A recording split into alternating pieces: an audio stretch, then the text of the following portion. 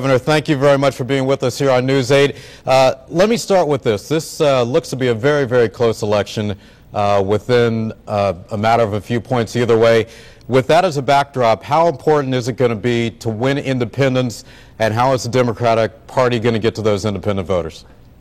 Well, listen, we're kicking off our convention, and this convention will make it crystal clear the differences between what Mitt Romney wants to do and what Paul Ryan want to do to America, and what this president has done and what he'll do in a second term. Listen, we've ended one war, we're in the process of ending another. We've created over 4 million jobs. We've gotten health care reform passed. We've improved education in the country. We stand for women's rights to make their own decisions about their own bodies. That's a very stark contrast to the Ryan plan that would destroy Medicare, to the Ryan plan that would destroy Medicaid, to the Ryan plan that would cut education spending by 20%.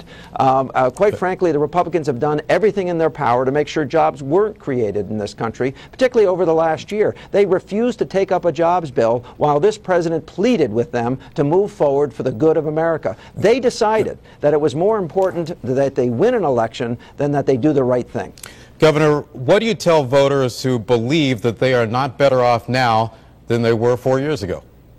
Listen, if you haven't gotten one of those 4 million jobs, I understand the frustration. In our own state, we've created 23,500 jobs since I became a governor. We've recovered about half of the total jobs lost in the Bush recession. Remember that. When this president took office, our economy was still losing 700,000 jobs a month. That's been replaced with the creation of over 4 million jobs, a growing economy, albeit slower than we would like. And as I said, if you didn't get one of those jobs, then you're right. Feeling it. But imagine how much worse it would have been off.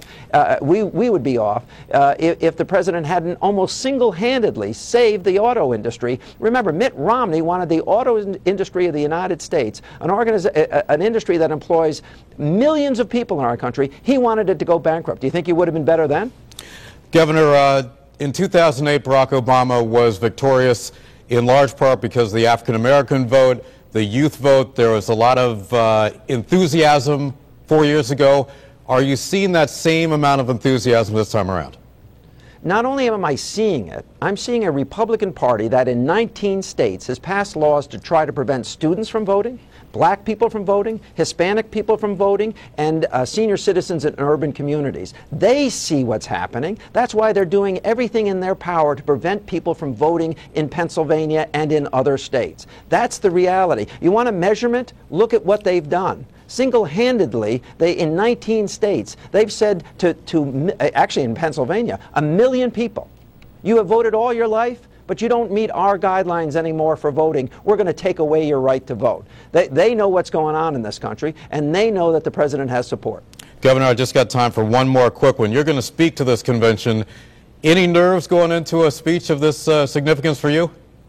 Oh, absolutely. I did this about 12 years ago at a prior convention. Now I've been invited back to speak, and I'm going to speak to America about what the Ryan-Romney budget would do to Connecticut and do to the United States.